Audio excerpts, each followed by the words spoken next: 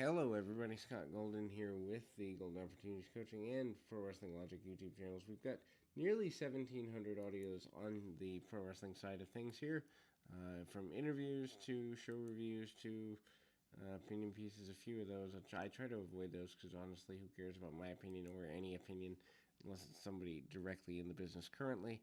But these reviews are meant so that you don't have to sit through a lot of negative stuff. If you like certain things, that's great. We try to be as balanced as we can be.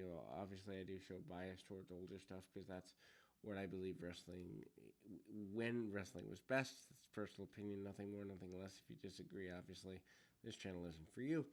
Anyway, we move to the June 17th, 1978 edition of All Star Wrestling here. And this is an interesting time because a lot of things are coming into kind of alignment over the next little while.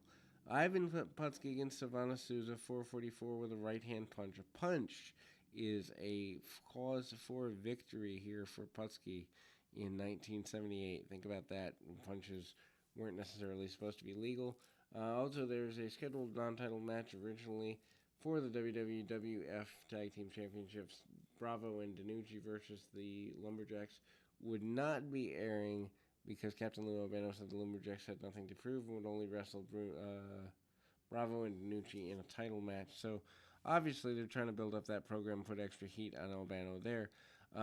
This is back when Ivan Putski had a little more hair than he ended up having in the 80s and kind of wasn't nearly as gray. B, he didn't do nearly as much, but still had the same stocky frame, but didn't need to do as much. Of course, Putski, a guy who had done the powerlifting thing throughout for quite a while and attempts to get things going there. Souza, kind of around trying to get distractions, doing the I guess you'd say kind of heel-ish thing, but not really. I mean, power moves, including power slams by Putski. I don't think he's using the Polish power hammer nearly as much as he does in the 80s, but eventually does call out to the fans. He does do the Polish hammer during this time period, but becomes more known for it as the 80s go on, and he rises up the card a little bit. Classy Freddie Blassie presenting Spiros Arion. Arion again getting ready for matches with Bob Backlund. Arion, along with a orange-clad Blassie, is out here trying to do his best to get noticed, and a bunch of head scissors takeovers and the like here by the enhancement talent, trying to come up with something, but not really getting much there. Blassie defeating Frankie Williams via submission, 436. Punches, kicks, chokes, and head scissors by Arion. Arion again getting ready for Bob Backlund in a series of matches around the country, so they obviously give Arion a good bit of offensive run, including but not limited to, I believe as we go forward, some more handicap matches, 2-on-1. I don't think they ever did a 3-on-1, but it wouldn't surprise me in some places. Anyway, clubbing forearms, kicks, and punches. Arion pretty dominant throughout. Arion retiring literally less than 2.5 full years after this. Arion does the Tree of Woe type spot, kicking him in the corner. Blassie cheering him on from ringside very aggressively, assertively, and again, Arion takes a couple of shots but doesn't really do all that much. Then there's an interview with Tony Garea. Garea basically talks about being back in Australia for the first time in 6 or 7 years. I believe he said 6 years, and basically talking about wanting to go at the idea of being a singles competitor a little bit more, amazed by the changes in Australia, New Zealand, and his home region. Wrestling has gotten better, and wrestling has gotten better in WWF. He's trying to get that across. He looks, reasonably like a, competent babyface at the time, but the idea that this gets 5 or 6 minutes of interview time is just kind of confusing a little bit there. Anyway, Tony Garea defeats Stan Stasiak with the Grand Wizard via countout 8:18 when Stasiak punched the ring post after Garea ducks the heart punch. And again, Garea talks about wanting to be more of a singles guy, getting a victory, even if it's not by pinfall, over a guy like Stasiak, a former world champion, gives him some credibility as singles, although he doesn't stay there very long, less than a couple of years at most, but I don't even think it's that long before he's going back into tag teams, most notably with a guy like Rick Martel. In any event, we kind of go forward from here. And again, some roll around basic stuff, including but not limited to arm bars and the like. Garea for the time considered a little bit of a high flyer, depending, although head scissors and arm bars and arm locks are the fare of the day. Of course, the size differential and the power differential should be enough for Stasiak to get going here, but Stasiak by this point in 78 kind of fading out, not exactly a guy that they're really serious about using. They do a several minute long bear hug, which doesn't do Garea or the fans any favors at this point, although at this time a guy getting tied up in the ropes such that they did was a major or at least a moderate spot.